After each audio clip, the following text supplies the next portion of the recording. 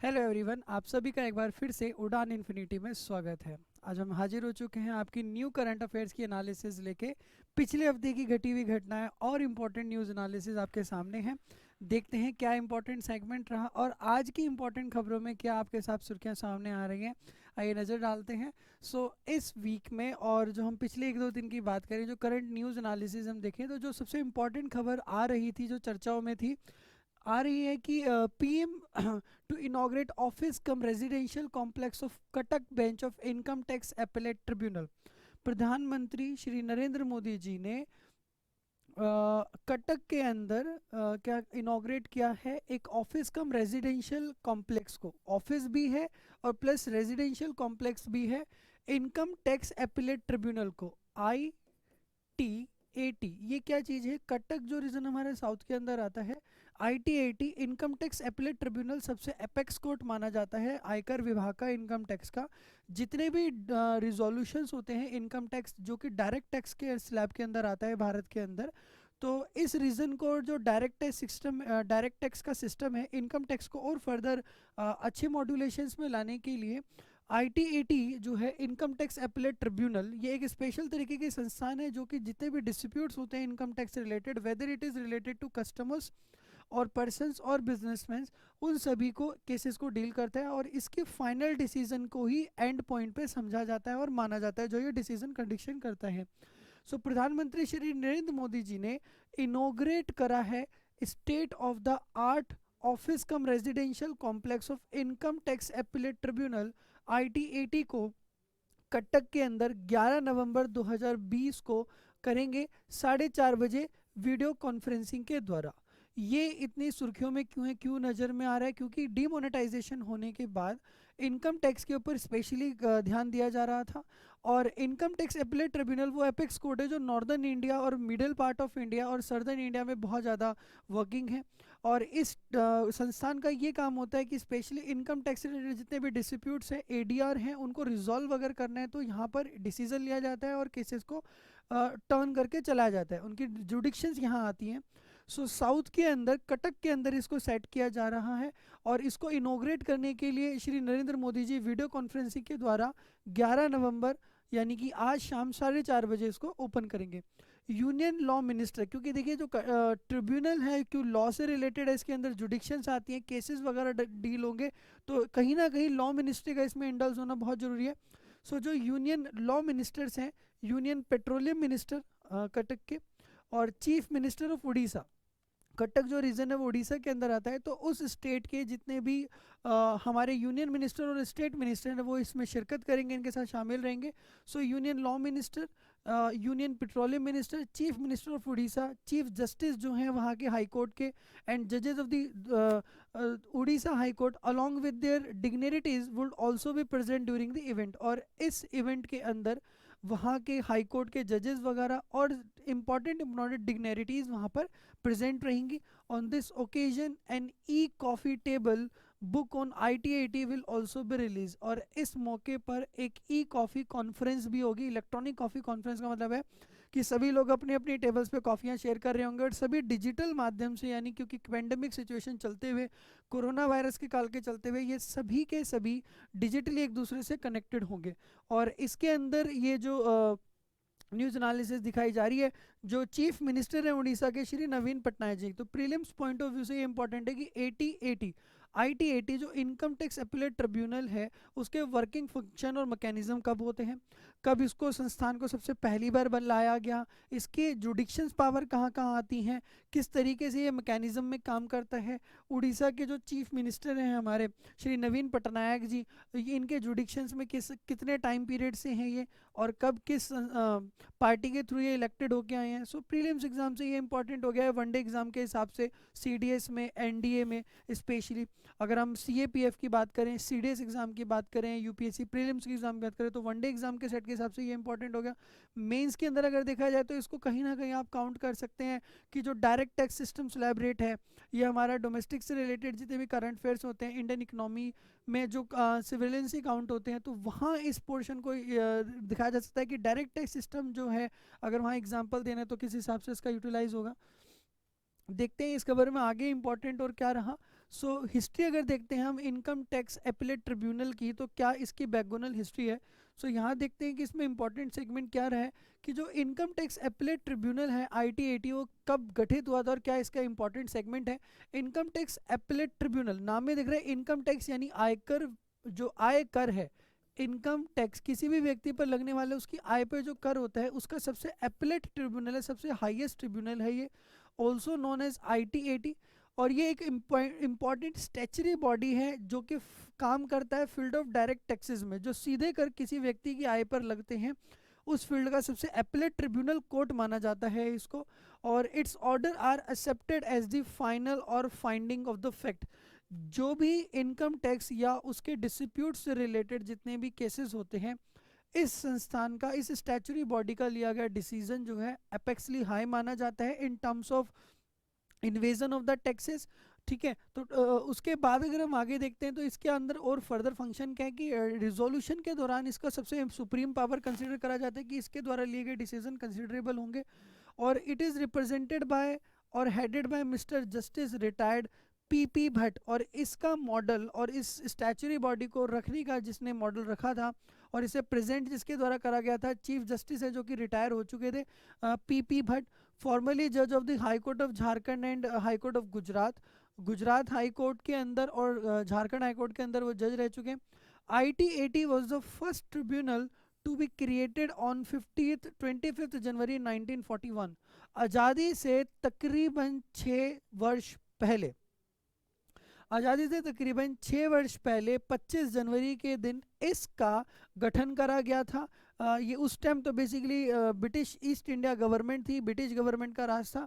तो इस appellate tribunal को जो उस टाइम के अंदर ब्रिटिश गवर्नमेंट आयकर क्रिएट करती थी लोगों से, उनकी आय के ऊपर लगने वाला, उनकी इनकम के ऊपर लगने वाला जो टैक्स होता था वो जो कलेक्ट करती थी, उस ट्रिब्यूनल को स्पेशली सेट करा गया था उस टाइम में। पहला इसका गठन हुआ था तब अंग्रेजों के टाइम में कि ब्रिटिश गवर्नमेंट के द्वारा जो इनकम टैक्स कलेक्शन है उसको अगर केसेस उससे लड़ने हैं, डिस्प्यूट्स उससे लड़ने, तो एक सिंपल कोर्ट में वो नहीं चलेंगे क्योंकि कोर्ट में ऑलरेडी बहुत सारे केसेस पेंडिंग होते हैं।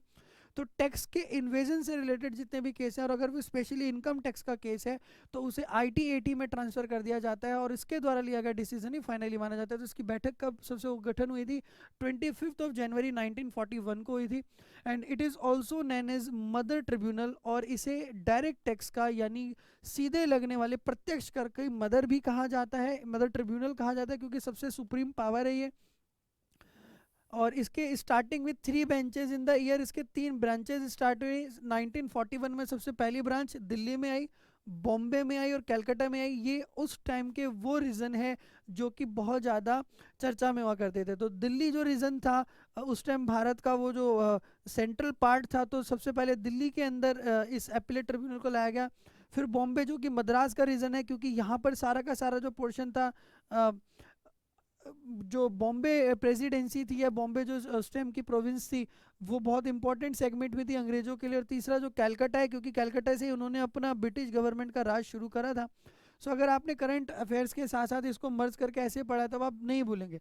सो ये तीनों पॉइंट वो थे जहाँ पर उन मेट्रोपॉलिटन सिटीज़ हैं आज की डेट में ये, और ये उस टाइम की ब्रिटिश गवर्नमेंट की सबसे हाई प्रोफिशिएंसी वाली और हाई प्रोविनेंस वाली स्टेट्स में काउंट होते थे, प्रोविंसेस में काउंट होते थे। तो यहाँ से इनका पूरा का पूरा ट्रेड एक्यूमुलेट होता था और यहीं से ट्रेड इनका इन्वेज होता था, स्टार्टअप होता था। तो इस चीज़ को ट्रिब्यूनल को स्पेशली सेटअप करा गया ब्रिटिश गवर्नमेंट के द्वारा 1941 में 3 ट्रिब्यून बेसिक ब्रांचेस के साथ, दिल्ली, बॉम्बे और कलकत्ता में। And it has now grown to 63 benches, और अब इसके 63 शाखाएं हो चुकी हैं।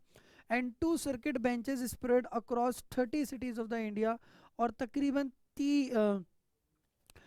30 जो शहर हैं छोटे छोटे, वहाँ तक ये पहुँच चुके हैं। भारत के तकरीबन 30 छोटे छोटे शहरों में अलग अलग जगह पर इसकी 63 अप्रॉक्सीमेटली ब्रांचेस हैं।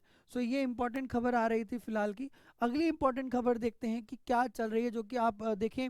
सो ये IR से भी रिलेटेड हो सकता है, इंटरनेशनल रिलेशंस में भी काउंट हो सकती है, आप इसे अलाइंस में भी काउंट कर सकते हैं, वनडे एग्जाम में भी पॉइंट हो सकता है, इंपॉर्टेंट है। India Italy bilateral summit, Bharat और इटली का एक समिट हुआ, एक बैठक हुई है, और उस बैठक में भारत और इटली ने आपस में मिलकर कुछ समझौते करे हैं, कुछ दस्तावेज साइन करे हैं, कुछ MOU memorandum of understanding sign करिए। क्या इस खबर के अंदर इस न्यूज़ में इंपॉर्टेंट सेगमेंट रहा वो देखते हैं, क्यों ये चर्चा में है खबर इतनी ज़्यादा। सो ये वाई इन न्यूज़, ये न्यूज़ में क्यों है, क्यों चर्चा में है। रिसेंटली अभी फिलहाल देखा जा रहा है, a virtual bilateral summit between India and Italy has been held to comprehensively review the broad framework of the bilateral relationship and also strengthen cooperation against common global challenges including COVID-19 pandemic। अभी हाल फिलहाल में भारत और Italy की एक बैठक हुई जो कि वर्चुअली हुई, यानी इलेक्ट्रॉनिक मीडियम के थ्रू हुई। और इस बैठक के अंदर स्पेशली भारत ने और इटली ने कुछ चीज़ों पे स्पेशली ध्यान दिया, ताकि जो उनके बायलेटरल रिलेशनशिप है, यानी जो समन्वय है, उनका आपसी संबंध है दो देशों का, वो बढ़ोतरी पे आगे बढ़े और उसको स्ट्रेंथन करा जा सके, उसे और स्ट्रॉन्ग करा जा सके, उसे और मजबूत तरीके से आगे बढ़ाया जा सके, दो मैत्रिक संबंध दो देशों के बीच में। और इन्होंने आपस में ये साइन भी करा और आपस में बातें रखी कि अब हम कॉम्परेशन करेंगे, एक दूसरे का सहानुभूति से और समन्वय तरीके से साथ देंगे कॉमन ग्लोबल चैलेंजेस के लिए, जो विश्व वैश्विक महामारी के दौरान और जो ग्लोबल चैलेंजेस हैं, जो वैश्वीकरण जो समस्याएं आ रही हैं, उनको डील करने के लिए इन्होंने किस सिचुएशन के दौरान, पैंडमिक की सिचुएशन जो भी राइट चल रही है, कि इन सभी बातों पर, चाहे वो फाइनेंशियल रिलेटेड रिलेशंस हो, इकोनॉमिक्स से रिलेटेड हो, डिफेंस से रिलेटेड हो, इंपोर्ट एक्सपोर्ट से रिलेटेड हो, जितने भी हमारे पास राइट नाउ चैलेंजेस चल रहे हैं इकोनॉमिकल लेवल पर और ग्लोबल लेवल पर, वैश्वीकरण लेवल पर जितनी भी समस्याएं चल रही हैं, उन सभी बातों को इकट्ठे टैकल सॉल्व करने के लिए ये समिट रखा गया। और इस समिट में, इस बैठक में क्या इंपॉर्टेंट बातें रही, इटली को अगर आप देखें कि ये हमारा जो बेसिकली है यूरोपियन कंट्री में जो आ रहा है, मेडिटेरेनियन सी से ऊपर आता है, मडागास्कर जो सी है उससे ऊपर आता है। और इटली एक ऐसा प्लेस है जो तीनों तरफ से जो है, इसके जो तीन साइडेड एक्यूमुलेटेड प्लेस है वो वाटर से ढका हुआ है, घिरा हुआ है। एक तरफ इसके अटलांटिक सी है और दूसरी तरफ इसके मेडिटेरेनियन सी है, और ये पूरा का पूरा इसमें बे रीजन है। इटली जो कि रोम, नेपोली और सर्डिनिया, सिस्की, मिलानो और इनके आसपास है, जिसके नियर बाय कंट्री सोल्वो, ऑस्ट्रिया, स्विट्जरलैंड और फ्रांस है।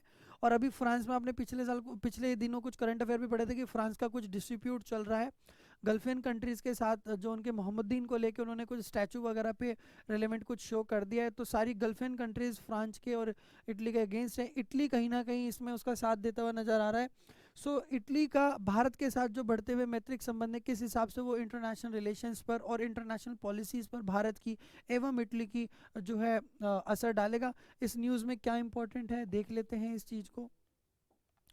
अभी इस न्यूज़ की अगर हम हाईलाइट देखें, इसकी जो मेन मुख्य समाचार देखें कि क्या इस न्यूज़ में इंपॉर्टेंट रह रहा है, किस वजह से ये इतना इंपॉर्टेंट सेगमेंट चल रहा है। इस न्यूज़ में सबसे इंपॉर्टेंट चीज़ देख रहेगी कि दोनों ही देशों ने डिसाइड करा है एक एक्शन प्लान लेने के लिए for enhance partnership between India and Italy 2020 से लेकर 24, आने वाले 4 सालों के लिए, 20 से 24 के लिए दोनों ही देशों ने एक अडॉप्ट करा है, एक समन्वय लाया है, एक नए दस्तावेज का और एक नए प्लान को अपने साथ एग्जीक्यूट करा है, समावेश करा है, जिसका नाम है एक्शन प्लान। और उस एक्शन प्लान का स्पेशली काम है कि इन्हेंस करा जाएगा, जिसके द्वारा पार्टनरशिप मॉडल को भारत और इटली के बीच में, दोनों देशों में जो मैत्रिक संबंध है उनको इंक्रीज करा जाएगा, to set up priorities, strategic goals and mechanism of a bilateral partnership. और इस मैत्रिक संबंध और इस दस्तावेज के द्वारा दोनों ही देशों में आपस में दी जाने वाली प्रायोरिटीज, यानी एक दूसरे को इम्पॉर्टेंस, स्ट्रैटेजी जो उनकी होंगी डिफरेंट डिफरेंट गोल्स को लेके सॉल्व करने का तरीका, और बायलेटरल रिलेशनशिप के दोनों आपस में मैत्रिक तौर पर दो ही देश आपस में किस तरीके से आगे समन्वय करेंगे और आगे चीज़ों को डील करेंगे। इकोनॉमिक इंगेजमेंट, दोनों देशों की इकोनॉमिक इंगेजमेंट, यानी आर्थिक स्तर पर जो एक दूसरे के साथ समावेश होगा, आर्थिक स्तर पर जो उनकी डिस्कशन होंगी, आर्थिक स्तर से रिलेटेड या आर्थिक मामलों पे जो इनके बीच में समावेश होगा, वो किस तरीके से होगा। दोनों ही देशों ने आर्थिक मामलों पर जो अपने बातें रखी और अपने मसले रखे, agreed to coordinate closely at multilateral fora, specially G20। दोनों ही देशों ने अभी G20 का जो स्पेशली फोरा मॉडल है उसके ऊपर हामी भरी है, उन्होंने हाँ करा है कि दोनों ही कोऑर्डिनेट करेंगे, स्पेशली मल्टीलेटरल फोरा, स्पेशली में G20 का जो समिट होता है, G20 जो कंट्रीज हैं, G20 का जो समूह है उसके अंदर agree to coordinate closely at multilateral fora specially G20। दोनों ही कंट्री एक दूसरे के साथ बहुत अच्छे तरीके से कोऑर्डिनेट करते हुए फोरा डायग्राम पे G20 की बैठकों में शामिल हैं। Italy will assume the presidency of G20 in December 2021। Italy जो है अगले साल एक्सपेक्ट कर रही है, और 2021 में G20 देशों की जो बैठक होगी तो उसकी जो प्रेसिडेंसी होगी, जो उसमें प्रेसिडेंसी की फॉर्म में रोल प्ले करेगा इटली करेगा, फॉलोड बाय इंडिया इन 2022। और 2022 के अंदर उसका जो अवलोकन करेगा इंडिया करेगा। 2020-22 की जो प्रेसिडेंसी रहेगी G20 देशों की जो बैठक होगी उसमें भारत शिरकत करेगा एज ए प्रेसिडेंसी के तौर पर। सो दोनों ही देशों ने आने वाले 2 सालों के लिए 21 और 22 के लिए दोनों ही G20 जो बैठक है उसके अंदर एक दूसरे के साथ पूरे अच्छे तरीके से मॉडल पे साइन बढ़ेंगे। बैठक के दौरान चीज़ें आगे बढ़ेंगी, मैत्रिक संबंध बढ़ाए जाएंगे, इस बात पर समन्वय दिया। So Saudi Arabia is holding the current presidency of G20। अभी राइट नाउ G20 जो देश हैं जिसमें यूरोपियन कंट्रीज बहुत सारी आती हैं, उसकी जो प्रेसिडेंसी है सऊदी अरबिया ने ली हुई है। Memorandum of understanding between Cassa Depositi Prestiti CDP, Cassa Depositi Prestiti and Italian investment bank and national infrastructure. एक इटालियन इन्वेस्टमेंट बैंक है ये जो इन्वेस्टमेंट करता है इंफ्रास्ट्रक्चर और इकोनॉमिक चीज़ों को स्ट्रॉन्ग करने के लिए G20 देशों की ये। और national infrastructure investment fund Bharat राष्ट्रीय औद्योगिकरण के लिए और आधुनिकरण के लिए जो इन्वेस्टमेंट फंड है NIIF जो है उसको प्रमोट करा जाएगा, और इनोवेटिव तरीके से फाइनेंशियल स्कीम्स को भी कैपेबल करा जाएगा टू सपोर्ट बायलेटरल इन्वेस्टमेंट, ताकि दोनों ही देश इटली और भारत आपस में आने वाले टाइम में दोनों ने मेमोरेंडम ऑफ अंडरस्टैंडिंग साइन करा कि जो कासा डिपॉजिट प्रेसिटी सिस्टम है और इटालियन इन्वेस्टमेंट बैंक के द्वारा जो करा जाता है, और नेशनल इंफ्रास्ट्रक्चर इन्वेस्टमेंट फंड जो है किसी देश को उसके औद्योगिकरण को और उसके आधुनिकरण की चीज़ों को बढ़ोतरी देने के लिए जो इन्वेस्टमेंट करी जाती है इस बैंक के द्वारा, उसे दोनों ही देश मिलकर मैत्रिक तौर पर इनोवेट भी करेंगे और उसमें शिरकत करेंगे, शामिल करेंगे, और दोनों ही बायलेटरल डिसीजन लेंगे कि कितनी कितनी इन्वेस्टमेंट होनी चाहिए। Italy is India's 5th largest trading partner in the European union. European union जो है हमारी यूरोप देशों की जो यूनियन है उसके अंदर इटली जो है 5वें नंबर पे ऐसा देश आता है जो भारत के साथ सबसे बड़ी ट्रेडिंग करता है, सबसे ज़्यादा लार्जेस्ट ट्रेडिंग करता है। सो ये खबर इसलिए इंपॉर्टेंट रही कि इस बैठक के अंदर भारत ने और इटली ने पैंडेमिक सिचुएशन के दौरान चलते हुए भी G20 देशों का जो समन्वय है, और इन्वेस्टमेंट बैंक है जो इटालियन इन्वेस्टमेंट बैंक जो NIIF है, नेशनल इंडस्ट्रियल इन्वेस्टमेंट फंड जो है, और इंफ्रास्ट्रक्चर फंड से रिलेटेड और कासा से डिपॉजिट रिलेटेड लेके G20 देशों में कौन कौन से देश आते हैं, ये बैठक कब होती है। 2021 की जो मेज़बानी करेगा इसके अंदर इटली करेगा, और 22 की मेज़बानी इसके अंदर जो है भारत करेगा। तो दोनों ने MOU साइन करे। सो वनडे एग्जाम के पॉइंट ऑफ व्यू से भी ये बहुत ज़्यादा इंपॉर्टेंट चल रहा है, और बाकी आप इसको मेंस के हिसाब से भी अगर देखें तो कहाँ इंपॉर्टेंट इस चीज़ में रहेगा। अगली इंपॉर्टेंट खबर आ रही है नेशनल कैंसर अवेयरनेस डे से रिलेटेड। ये क्यों इतनी चर्चा में, इसका देख लेते हैं। सो नेशनल कैंसर डे, क्योंकि जो कैंसर एक ऐसी महामारी हो चुकी है, एक ऐसी बीमारी हो चुकी है जो वैश्विक तौर पर यानी ग्लोबली बहुत ज़्यादा स्प्रेड है। मैक्सिमम ऑफ द जो कंट्रीज़ हैं इससे ग्रसित हैं, बहुत ज़्यादा कंट्रीज़ में ये फैला हुआ है। सो कैंसर को हाईलाइट करते हुए इससे रिलेटेड डे बनाया गया और इसको रिप्रेजेंट करा गया। तो उस डे में और इस इंपॉर्टेंट चीज़ में क्या हाईलाइट रहा, तो ये सीडीएस एग्जाम के अंदर और CAPF और प्रीलिम्स के एग्जाम के अंदर जितने भी स्टेट पीसीएस के एग्जाम्स होते हैं बहुत इंपॉर्टेंट चल रहा है, स्पेशली हरियाणा पीसीएस के अंदर भी। सो अभी देखते हैं नेशनल कैंसर अवेयरनेस डे को ऑब्जर्व करा गया 7 नवंबर के दिन। हर साल कंट्री जो है अवेयरनेस स्प्रेड करने के लिए, लोगों को जागरूक करने के लिए कैंसर के रिगार्डिंग इस डे को मनाती है। Earlier cancer detection to fight the deadly disease timely, लोगों को जागरूक करने के लिए कि इस बीमारी का समय से पहले जांच होना और जागरूक होना बहुत ज़रूरी है ताकि जान बचाई जा सके। So national cancer awareness day हर साल मनाया जाता है 7 नवंबर को। इस सब इस तरीके से याद रखेंगे। ये न्यूज़ इतनी इम्पोर्टेंट क्यों है, क्यों इस तरीके से ये रहा, देख लेते हैं कि इस टाइम कैंसर की जो बीमारी है इसका क्या वर्चुअल या प्रैक्टिकल हमारे सिस्टम पर, हमारी गवर्नेंस पर, हमारे लोगों पर, उनके हेल्थ एंड हाइजीन पर क्या फ़र्क पड़ता है, और ये बीमारी इतनी ज़्यादा क्यों स्प्रेड आउट है। तो देखते हैं कैंसर से रिलेटेड जो न्यूज़ अपने को दे रखी है। तो हर साल 7 नवंबर को किस रिगार्डिंग लोगों को जागरूक करा जाता है। It is a large group of disease. ये एक बीमारियों में फैलने वाला सबसे बड़ा लार्ज ग्रुप लोगों को कवर करता है। सबसे ज़्यादा लोग बाग कैंसर से वर्ल्ड में ग्रसित हैं।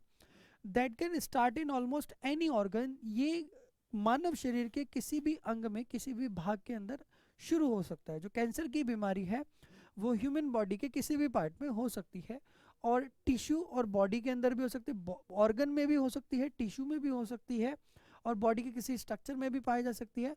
When abnormal cell grow uncontrollably, जब अब नॉर्मल जो सेल हैं, जो ऐसे सेल जो काम में नहीं है और डेड सेल की कैटेगरी में है या अबाउट टू डेड की कैटेगरी में माइटोसिस प्रोसेस होने के बाद, सो ऐसे सेल कंट्रोलेबली आने वाले वायरस के लिए या किसी भी तरीके के ऑर्गेनिज्म के लिए आपकी बॉडी में रोल प्ले करते हैं खाली स्पेस के, जिसके अंदर आके कैंसर का जो वायरस है वो डेवलप हो जाता है, और उस वजह से वो पूरे के पूरे ऑर्गन को, पूरे टिश्यू को, पूरे की पूरी बॉडी स्ट्रक्चर को कैंसर से ग्रसित कर देता है। Go beyond their usual boundaries to invade adjoining part of the body and or spread to another organs. The latter process is called metastasizing. इस सेल के बीमारी के दौरान क्या होता है कि एक अबनॉर्मल सेल डेवलप हो जाता है जो कि अनकंट्रोलेबल है, और धीरे धीरे ये जो सेल है अपनी बाउंड्रीज को बढ़ाना शुरू कर देता है और एडजॉइनिंग पार्ट्स तक पहुंच जाता है, यानी उस सेल के आसपास आने वाले बाकी जगहों तक। अगर इस सेल के अंदर सपोज कैंसर का वायरस डेवलप हो गया है, तो इस सेल के आसपास आने वाले बाकी सभी सेल तक ये अपनी बाउंड्री को पहुंचा देता है, और धीरे धीरे ये भी इसके साथ ग्रसित हो जाते हैं और ये पूरे ऑर्गन के अंदर इसको फैला देता है। तो पहले ऑर्गन में फैलता है, यानी सेल टू सेल ट्रांसफर हो रहा है इस वायरस का, तो ये धीरे धीरे ऑर्गन में फैलता है और ऑर्गन से धीरे धीरे फिर ये पूरी बॉडी को ग्रैब कर लेता है। सो इस लेटर प्रोसेस को जब ये एक ऑर्गन स्प्रेड होता है, ऑर्गन तक जब ये पहुंचता है, the latter process is called metastasising. तो मेटास्टासिजिंग जो प्रोसेस है जहाँ पर ये एक सेल से दूसरे सेल पर ट्रांसफर करा जाता है, जहाँ कहीं पे भी आईएनजी वर्ड लगता है वो एक प्रोसेस होती है साइंस के अंदर। और ये मेटास्टासिजिंग जो प्रोसेस है, जब एक सेल ब्रेकडाउन होके वायरस जिसके अंदर है, कैंसर का वायरस जिसके अंदर है, स्प्रेड होता है, जब ब्रस्ट होता है, तो ये बाकी दूसरे सेलों तक इस वायरस को क्लैप करके पहुंचाता है और उसके न्यूक्लियस और माइटोकॉन्ड्रिया के अंदर जाके ये ग्रैब कर लेते हैं, और उनके जो स्पेशली थ्रेड लाइक स्ट्रक्चर होते हैं डीएनए आरएनए, उनको ये डिसॉल्व कर देते हैं और अपना वहाँ पर घर बना देते हैं, और ये सेल भी फिर कैंसर वायरस के ग्रसित हो जाते हैं। तो बायो के सेगमेंट में भी आप इसे इंपॉर्टेंटली काउंट कर सकते हैं जब आप पढ़ेंगे, और ये बहुत इंपॉर्टेंट सेगमेंट है बायो के हिसाब से भी, करंट न्यूज़ एनालिसिस के हिसाब से भी, कि कैंसर की बीमारी अलग अलग डिफरेंट डिफरेंट ऑर्गन्स में होती किस तरीके से। सो और neoplasm and malignant tumour are other common names for cancer. तो ये इंपॉर्टेंट चीज़ नज़र में आ रही है। तो एक तो ये प्रोसेस है जिसके थ्रू ये फैलते हैं, तो मेटास्टासिजिंग जो प्रोसेस है, इसके थ्रू जो ये फैलता है ये इंपॉर्टेंट है। आप वनडे एग्जाम के हिसाब से देख सकते हैं कि कैंसर को फैलाने के लिए या कैंसर का जो वायरस है एक सेल से दूसरे सेल पे जो ट्रांसफर होता है, जिस प्रोसेस के थ्रू जो ब्रस्ट डाउन होता है उसके वायरस का, दैट इज मेटास्टासिजिंग प्रोसेस। और इस कैंसर को दो अलग नामों से जाना जाता है, जिसे आप न्यू प्लाज्म भी कहते हैं और मैलिग्नेंट ट्यूमर भी कहा जाता है। इसके दो अलग अलग नाम हैं जिन नाम से इनको स्पेशली जाना जाता है। और किस किस तरीके के कैंसर बॉडी में डेवलप हो जाते हैं, तो मेन बॉडी और वीमेन बॉडी, मेन मैस्कुलिन और फेमिनिन बॉडी, नर शरीर और मादा शरीर दोनों में अलग अलग तरीके से कैंसर अलग अलग पोर्शन में डेवलप होते हैं ड्यू टू द सर्कमस्टांसेस। जैसे कि example lung cancer, prostate cancer, colorectal cancer, stomach cancer, liver cancer, ये important common type of cancer हैं जो कि मेन के अंदर होते हैं। वाइल ब्रेस्ट कैंसर और colorectal cancer, cervical cancer, lung cancer, thyroid cancer are the most common example हैं जो कि वीमेंस के अंदर होते हैं। According to the World Health Organization WHO की रिपोर्ट के अनुसार, जो वर्ल्ड हेल्थ ऑर्गेनाइजेशन है यूएन का, यूनाइटेड नेशंस का, उसकी एक रिपोर्ट के अनुसार cancer is the second leading cause of death globally. विश्व स्तर पर लोगों की मृत्यु का दूसरा सबसे बड़ा जो कारण है वो कैंसर है। And in 2018 they has approximately 18 million cases globally, of which 1.5 million were in India alone. और अप्रोक्सीमेटली 18 मिलियन एक्टिव केसेस थे कैंसर के 2018 में ग्लोबली, अगर वैश्विक तौर पर देखा जाए, जिसमें इकलौती साझेदारी भारत की 1.5 मिलियन थी। तकरीबन 1.5 मिलियन जो पेशेंट हैं वो कैंसर के भारत के अंदर हैं। सो ये इंपॉर्टेंट खबर इस तरीके से नज़र आ रही थी। अब इंडिया ने इस कैंसर की बीमारी देखा तो गया कि भारत का जो इसमें रोल है, भारत का जो इनिशिएटिव पार्ट है, तकरीबन 1.5 मिलियन जो इसमें मरीज हैं वो भारत की तरफ से। तो भारत ने इनको सॉल्व करने के लिए, इस प्रॉब्लम को सॉल्व करने के लिए क्या इनिशिएटिव्स ले, भारत का इसमें क्या इनिशिएटिव रोल रहा इसे सॉल्व करने की। तो इंडिया के इनिशिएटिव देख लेते हैं। भारत के इनिशिएटिव देखिए तो India national programme for prevention and control of cancer, diabetes, cardiovascular disease and stroke, NPCDCS जो हमारा ब्रांच है, national programme for prevention and control of, ये इंपॉर्टेंट चीज नजर आ रही है, national programme for prevention and control of cancer, diabetes and cardio, cardio word जो है वो हार्ट से रिलेटेड है, कार्डियोवास्कुलर, वास्कुलर सिस्टम में जो डेवलप होता है, डिजीज एंड स्ट्रोक। इस प्रोग्राम को जो है भारत के द्वारा चलाया गया कि स्पेशली कंट्रोल करने के लिए कैंसर से रिलेटेड बीमारियों को, डायबिटीज से रिलेटेड बीमारियों को, वस्कुलर और कार्डियोवास्कुलर डिजीज से रिलेटेड बीमारियों को। It is being implemented under national health mission. इसे NHM जो प्रोग्राम है भारत का, नेशनल हेल्थ मिशन, उसके अंडर में इस प्रोग्राम को चलाया गया। Up to the district level activities तक, डिस्ट्रिक्ट लेवल के एक्टिविटीज़ तक पहुंचाने के लिए, ताकि लोगों को जागरूक करा जा सके और कंट्रोल करा जा सके इस डिजीज़ को before the time, under the ambit of Ayushman Bharat प्रधानमंत्री जन आरोग्य योजना।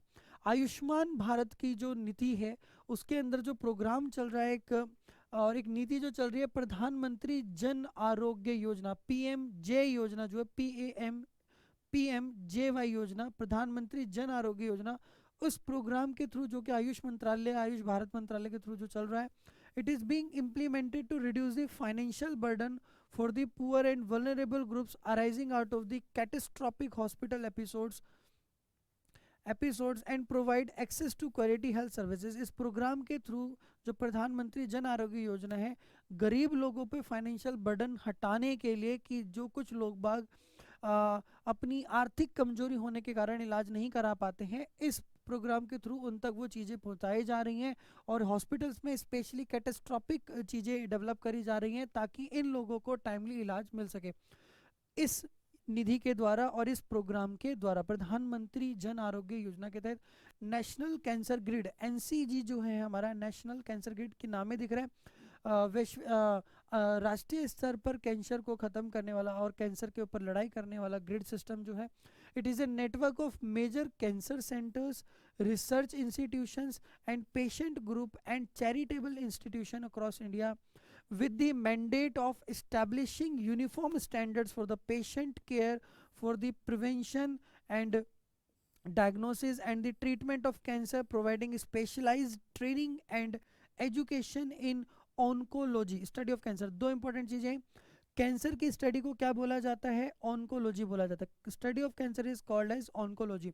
सो नेशनल कैंसर ग्रिड सिस्टम के अंदर अलग अलग लेवल पर, अलग अलग स्तर पर, स्पेशली कैंसर को जो ट्रीटमेंट सेंटर है जहाँ पर कैंसर का इलाज करा जाता है, या जो रिसर्च इंस्टीट्यूट्स हैं जहाँ पर इसके ऊपर रिसर्च करी जाती है, स्पेशली पेशेंट्स का जो ग्रुप है जिनको कैंसर से ग्रसित हैं उन लोगों को, या जो चैरिटेबल इंस्टीट्यूशंस हैं जो कि कैंसर के पेशेंट्स के लिए चैरिटी इकट्ठा करते हैं या डोनेट करते हैं इंडिया में, उनको स्पेशली कुछ मैंडेट करे गए हैं, एक यूनिफॉर्म स्टैंडर्ड्स, एक स्तर पर एक यूनिफॉर्म चीज़ें मेजर्स रखे गए हैं, एक नियम और कानून जो कि जनरलाइज करे गए हैं कि उन पेशेंट्स की प्रिवेंशन कैसी करी जाए, उनको डायग्नोज, उनकी इलाज किस तरीके से करा जाए, उनका ट्रीटमेंट कैसा होना चाहिए, स्पेशल तरीके से ट्रेनिंग और एजुकेट करा जाता है लोगों को जो कैंसर के डॉक्टर्स जो होते हैं और उनके पेशेंट्स को जो ट्रीट करते हैं, और कैंसर की स्टडी को ऑन्कोलॉजी कहा जाता है।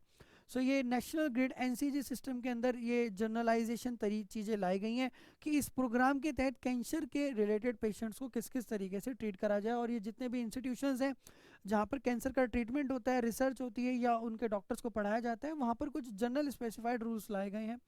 And facilitating collaborative basis translational and clinical research in cancer, it was formed in August 2012।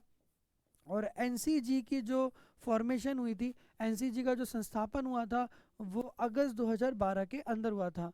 Okay, so national pharmaceutical pricing authority, NPPA का काम है कि लोगों को एनपीपी जो है ये कि जो कैंसर से रिलेटेड पेशेंट है जिनको पुअर्स हैं, फाइनेंशियली बैकग्राउंड स्ट्रांग नहीं है, तो इस प्रोग्राम के थ्रू गवर्नमेंट ये कोशिश करती है कि उनको मार्जिनल पॉइंट्स पर लाके बिल्कुल सस्ते लेवल की दवाइयाँ और अच्छी तरीके की दवाइयाँ उपलब्ध कराई जाए कैंसर के पेशेंट को, ताकि कोई भी व्यक्ति जो है अब मेडिकल इंडस्ट्री से जो है बचा ना रहे, उसको इलाज से ना छोड़ा जा सके, इलाज का वो करवाए डेफिनेटली अपना। So national pharmaceutical pricing authority जो है लॉन्च करती है, has launched a pilot on trade margin rationalisation for 42 anti cancer drug in February 2020। फरवरी 2020 के अंदर एनपीपीए ने एक pilot on trade margin rationalisation एक प्रोग्राम को लाया। पायलट ऑन ट्रेड की मतलब व्यापार पर चलने वाला एक पायलट है, और उसको एक मार्जिन के लिए छोड़ा गया है जो कि रेशनलाइज करेगा, चीज़ों को स्तर पे लेके आएगा। 42 एंटी कैंसर ड्रग्स, जो कि कैंसर के से लड़ने वाले जो ड्रग्स होते हैं, कैंसर की जो टैब से कैंसर की बीमारी से लड़ने के लिए और कैंसर की बीमारी को क्योर करने के लिए जिन ड्रग्स का यानी दवाइयों का इस्तेमाल करा जाता है, उनके प्राइस की स्टेबिलिटी को स्पेशली लाने के लिए इस एनपीपी ने एक प्रोग्राम चलाया। फरवरी 2020 में उन्होंने इस काम को करा, and as a step toward making health care more affordable for the suffering patient. और इसका काम था कि जो बेचारे सफरिंग पेशेंट्स हैं, जो इस बीमारी से ग्रसित लोग बाग हैं, उनको जो है एक मिनिमम अफोर्डेबल प्राइस पर जो है दवाइयाँ उपलब्ध कराया जा सके।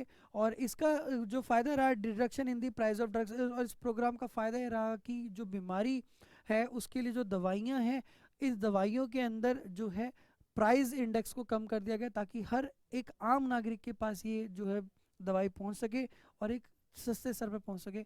अगली सबसे इम्पोर्टेंट खबर जो नज़र आ रही है वो है WhatsApp unified interface payment system जो है, और एनपीसीआई जो रेगुलेशंस हैं वो कुछ आई हैं। क्या है व्हाट्सएप से रिलेटेड कि व्हाट्सएप जो है एक नए तरीके का यूपीआई जो आप बोलते हैं, जो पेमेंट के लिए, डिजिटल पेमेंट के लिए जिसका आप इंटरफेस यूज़ करते हैं, उसके साथ कोलैबोरेट कर रहा है, और क्या उसमें चेंजेस होने वाले हैं व्हाट्सएप के अंदर, देखते हैं। रिसेंटली अभी ये हाल फिलहाल की खबर में बहुत इंपॉर्टेंट छा रहा है, अभी 10-11 नवंबर के अंदर WhatsApp a unit of Facebook, WhatsApp अब फेसबुक का एक पार्ट है, उसने इंट्रोड्यूस करा है पेमेंट सर्विस इन इंडिया। अब आप व्हाट्सएप के माध्यम से, जैसे पहले आप गूगल पे, फ़ोन पे, पेटीएम वगैरह के थ्रू पेमेंट करते हैं, तो व्हाट्सएप के माध्यम से भी अब आप पेमेंट कर पाएंगे, ये चीज़ लाई जा रही है following approval by the national payment corporation NPCI of India. और इसको अप्रूवल मिल चुका है national payment of corporation of India के थ्रू। एनपीसीआई जो है national payment corporation of India, उसके थ्रू यूनिक पेमेंट इंटरफेस जो एक पोर्टल होता है जिसके थ्रू कोई भी चैनल के थ्रू आप पेमेंट करते हैं, डिजिटल पेमेंट करते हैं, तो व्हाट्सएप ने अब जो है इस तरीके की पेमेंट को करवाना और इस तरीके की सर्विसेज देना अपने कस्टमर्स को और अपने सब्सक्राइबर्स को स्टार्ट करा है, और इसको एनपीसीआई ने जो है अप्रूवल दिया है। The NPCI approval also follows another recent direction imposing a cap of 30% of the total volume of transaction proceeded in unified payment interface applicable to all third party app provider effective from 1 जनवरी 2021। और NPCI ने अभी देखा कि corona virus के दौरान बहुत ज़्यादा पिछले 4 सालों से देखा जा रहा है, जब से डिमोनेटाइजेशन हुआ है, कि ऑनलाइन पेमेंट जो है बहुत ज़्यादा करी जा रही है। तो लोगों की जो सिक्योरिटी है, साइबर सिक्योरिटी को मैंडेट करते हुए और साइबर सिक्योरिटी को ध्यान में रखते हुए और साइबर चीज़ों को और डिस्प्यूट्स और जितने फ्रॉड और स्कैम्स होते हैं ऑनलाइन ट्रांजेक्शन के दौरान, उनको ध्यान में रखते हुए एनपीसीआई ने एक नया अप्रूवल भी दिया है। इसके साथ साथ वो डायरेक्शन भी दी हैं और दिशा निर्देश भी दिए कि अब उन्होंने कैपिंग कर दी है। और वो कैपिंग में उन्होंने क्या करा है कि अब टोटल जितनी भी ट्रांजैक्शन होंगी ऑनलाइन, उसका केवल 30% भाग ही हम कर पाएंगे ऑनलाइन, उस पर कैपिंग कर दी गई है। और इसको किस माध्यम से, जितनी भी पेमेंट हम यूनिफाइड पेमेंट इंटरफेस यानी यूपीआई के थ्रू, यूनिफाइड पेमेंट इंटरफेस के थ्रू हम जितने भी ट्रांजेक्शन्स करते हैं, जो पैसे हम सेंड करते हैं डिजिटली, उसके ऊपर कैपिंग लग गई है कि 30% ही अभी ये बाकी सारे जो मीडियम है उसका इस्तेमाल कर पाएंगे, और 1 जनवरी 2021 से इसे लागू कर दिया जाएगा। UPI is a single platform that merge various banking services and future। UPI जो है यूनिफाइड पेमेंट इंटरफेस एक ऐसा पोर्टल है, एक माध्यम है जिसके द्वारा आप एक सिंगल प्लेटफॉर्म पर different different banking activities, payment लेना देना, ट्रांसफ़र वगैरह कर सकते हैं। One umbrella and turns smartphone into A virtual debit card, जिसने एक स्मार्टफोन को यूनिफाइड पेमेंट इंटरफेस के द्वारा एक आज स्मार्टफोन जो हम यूज़ कर रहे हैं उसको उन्होंने एक डिजिटल डेबिट कार्ड में कन्वर्ट कर दिया था आफ्टर डिमोनेटाइजेशन। आप कहीं पे भी फ़ोन पे, पेटीएम और गूगल पे के द्वारा 1 मिनट में स्कैन करके या डिजिटली ट्रांसफ़र कर देते हैं अपने अकाउंट से पैसे। सो अब उसके ऊपर कैपिंग कर दी गई है कि फ्रॉड और स्कैम्स बचें, और क्योंकि साइबर सिक्योरिटी को ध्यान में रखते हुए बहुत ज़्यादा स्कैम्स हो रहे हैं, डिजिटल स्कैम्स बहुत हो रहे हैं, तो सारे पेमेंट इंटरफेस जो हैं बढ़ना जाए, तो जितने भी मीडियम है जो यूपीआई पे वर्क करते हैं उन सभी मीडियम पे कैपिंग कर दी गई कि 30% ही टोटल ट्रांजेक्शन का वॉल्यूम यूपीआई के थ्रू होगा। और इस पे यूनिफाइड पेमेंट इंटरफेस के द्वारा जो है स्मार्टफोन को डिजिटल आपने वर्चुअल डेबिट कार्ड में कन्वर्ट कर दिया। पहले आप एटीएम से पैसे निकालते थे, अब आप फ़ोन से जहाँ मर्जी पैसे कटवा सकते हैं। और रियल टाइम बैंकिंग को स्पेशल है, bank to bank payment transfer कर सकते हैं यूजिंग ए मोबाइल नंबर और virtual payment address, UPI ID. आप किसी भी अपने मोबाइल से किसी भी डायरेक्ट दूसरे बैंक में 1 सेकंड में पैसे ट्रांसफ़र कर सकते हैं यूपीआई आईडी के थ्रू। तो ये सारे फंक्शन जो है यूपीआई के द्वारा दिए गए, यूनिफाइड पेमेंट इंटरफेस के द्वारा दिए गए, और इससे डिजिटली आप कहीं भी पैसे सेंड कर सकते हैं। तो फिलहाल अभी एनपीसीआई ने नेशनल सो अभी जो हमारी एनपीसीआई है उसने इसके ऊपर कैपिंग कर दी है कि अब जो है सिविल 30% इस वॉल्यूम का ही आप सेंड कर पाएंगे। So national payment corporation of India जो है हमारा, national payment corporation of India ने इसके ऊपर कैपिंग कर दी है कि 30% से। और कब से ये लागू होने वाली है? 1 जनवरी 2021 से। अगली इंपॉर्टेंट खबर देखते हैं क्या चल रही है। तो ये इसमें क्या होता है, किस तरीके से वर्क करती है। आप अपने फ़ोन में ट्रांजैक्शन जब देखते हैं तो यूपीआई जो आती है, यूनिफाइड पेमेंट इंटरफेस, आप इसमें अपनी एक यूपीआई आईडी बनाते हैं, आप इससे ऑनलाइन शॉपिंग भी कर लेते हैं, और शॉपिंग के साथ साथ आप बैंक टू बैंक पर्सन को भी ट्रांसफ़र कर देते हैं। ये इसका पहला माध्यम था जिसके थ्रू पैसे ट्रांसफ़र होते थे, और ये दूसरा इसका स्पेशलाइज तरीका था कि आप कहीं से भी ऑनलाइन डिजिटल शॉपिंग कर लेते हैं। सो इसमें क्या है, यूपीआई इज़ एक सिंगल प्लेटफॉर्म है जहाँ पे वेरियस बैंकिंग और बैंक टू बैंक आप पैसे ट्रांसफ़र कर सकते हैं। इस तरीके से इसका इस्तेमाल होता था। अब अगली